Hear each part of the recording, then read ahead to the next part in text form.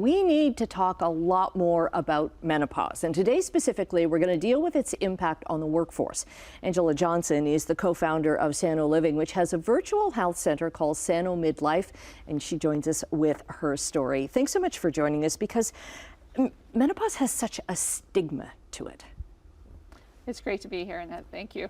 Yeah, it does. And it's become an age, a sex, and a health equity challenge. And it's finally getting its moment. It's menopause month, and we're finally talking about it, which is a great thing, because so many women have struggled for so long with symptoms, and they just don't associate them with it. Right, and you were telling me before we started that there are now 48 known symptoms of menopause. Yes. All kinds of things. Yeah, so from, the Canadian Menopause Foundation, they published a paper last year. They went out and surveyed women, and they found that over 2/3 of the women only associate the hot flashes and night sweats with menopause. But there's so many others, like pelvic floor challenges that we get, brain fog, joint pain, urinary tract infections, like all these things and so many more. And we don't learn about these things. Like we were talking earlier in elementary school, as you're going through puberty, you learn all about that. You learn all about reproductive health, and then menopause happens, and it's like, what is happening to me? Right. Yeah. Exactly. So, we're finally at a point where we know our bodies. We've got confidence. We've got years of experience. We've learned resiliency, and then all of a sudden, our bodies become almost foreign to us, and we're wondering what's going on. For myself personally, I started going through joint pain, and I was like getting cortisone injections. Little did I know that it was associated with my low estrogen levels. Okay. Right? So your virtual health center, which is sanoMidLife, you can go there and ask all kinds of questions online and confidentially. Yes, absolutely. So if they just go to sanoliving.ai, they can take a clinically validated assessment for free, no charge, and then doctors use that to assess your symptoms. If you can find a doctor that actually understands it, and can treat it, but you can at least get a point in time where you are in your journey and how severe your symptoms are. And then we can help you find a clinician who can help you manage your care and your symptoms.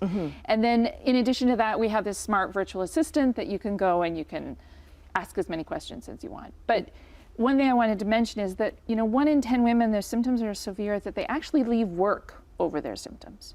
So it's not, it's not something to really ignore.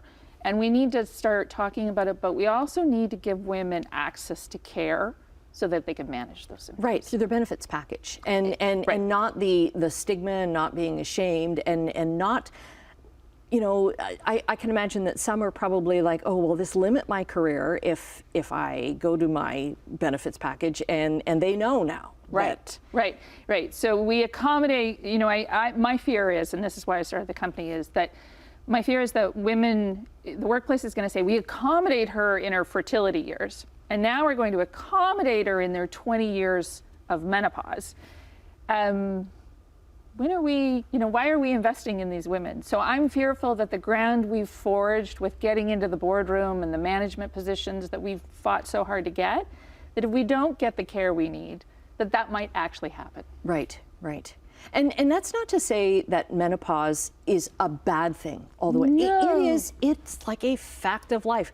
Some women, some people who go through menopause just have no symptoms at all. Yeah, absolutely. It's very few symptoms at all, and it's manageable, but others, it can be very impactful. And the great thing is, you don't have a period anymore. Yeah, it can be very liberating. Yes. Right? So it's just learning how to manage those symptoms and getting the tools and access to those things that do. And we need to talk about it more and know what those are and know where to go to get them.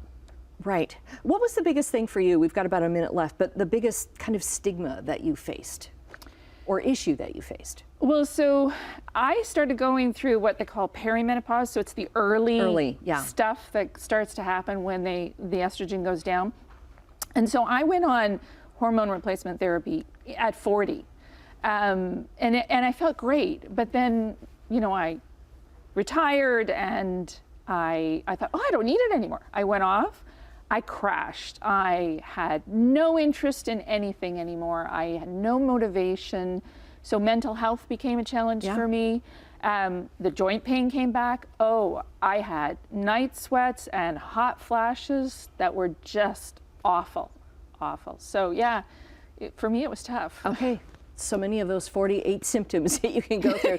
So we'll get a link up to sanoMidLife. And Angela, thanks very much for coming and starting our conversation here. So much more to talk about. Look at the details up at chch.com/morninglive.